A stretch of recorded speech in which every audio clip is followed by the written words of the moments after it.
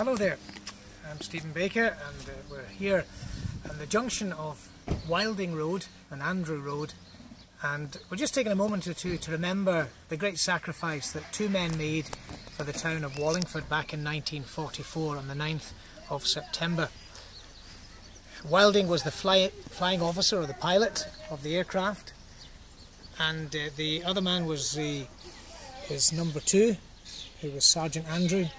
They were in the Royal Canadian Air Force, and they were in an aircraft with a large bomb on board, and they got into difficulties. The flight was going to crash, and they saw that the great danger was that they would land in Wallingford and it would cause significant loss of life.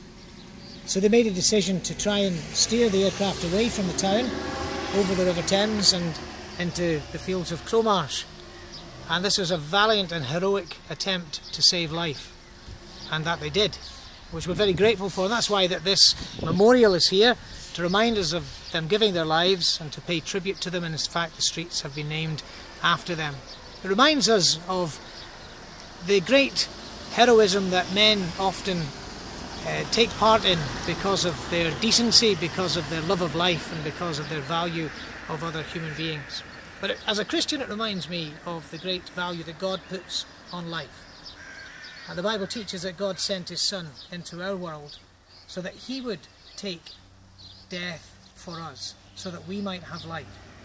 And so the story of the cross is very much replicated in the sacrifice that these men made, because it's a great thing to give your life for someone that's your friend or for those that you value, but it's an even greater thing to give your life for those who might be your enemies or have no real interest in you. The Bible says God commends his love towards us in that while we were yet sinners, Christ died for us. So today, while we pay respect to these great heroes and honour them, I would like you to think and reflect on the great sacrifice that was made by Jesus Christ to deal with sin. He made one sacrifice for sin forever, to bring us to God so that we might know God personally, so that we might not face eternal separation or eternal judgment.